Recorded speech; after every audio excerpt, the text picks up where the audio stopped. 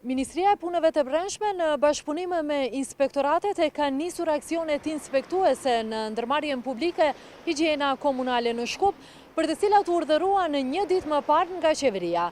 Alsat mëson se disa inspektorë kanë hyrë në këtë ndërmarrje mbrëm dhe disa të tjerë sot brenda ditës.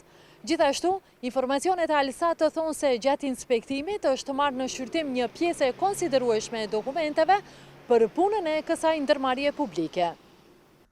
Vendimi për të inspektuar këtë ndërmarrje erdhi për shkak të kaosit të krijuar në Shkup me mosmbledhjen e mbeturinave për ditë të tëra.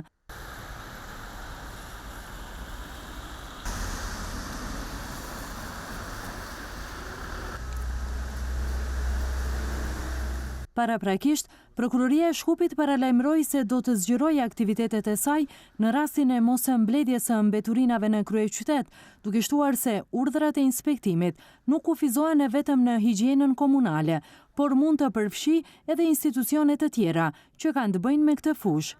Nga ana tjetër, Sabadin Rustemi, drejtori i higjienës komunale, tha për Alsat se aktivitetet e ndërmarrjes publike kryhen në përputhje me programin për mbledhjen dhe transportimin e mbeturinave nga territori i qytetit të Shkupit. Por sipas Rustemit, në muajt e fundit ka pasur probleme me një numër të madh të automjeteve speciale komunale, të cilët janë të vjetruara dhe të prishura. Gjithashtu, drejtori Rustemi tha se gjatë ditëve të fundit, disa shoferë të automjeteve speciale komunale nuk kanë ardhur në punë pa dhënë asnjë arsyetim. Rustemi thot se mungesa në punë dyshohet të ketë prapavi politike, me qëllim uljen e efektivitetit të kryerjes së aktiviteteve të ndërmarrjes në terren. Po ashtu nga higjiena komunale thanë se në periudhën e fundit, ndërmarrja është përballur edhe me sasi jashtëzakonisht të rritur të mbetjeve komunale, të vëllimshme dhe të ndërtimit të hedhura në sipërfaqe publike dhe të trafikut. Për këto arsye, mund të ketë vonesa në mbledhjen dhe transportimin e mbetjes në vende të caktuara.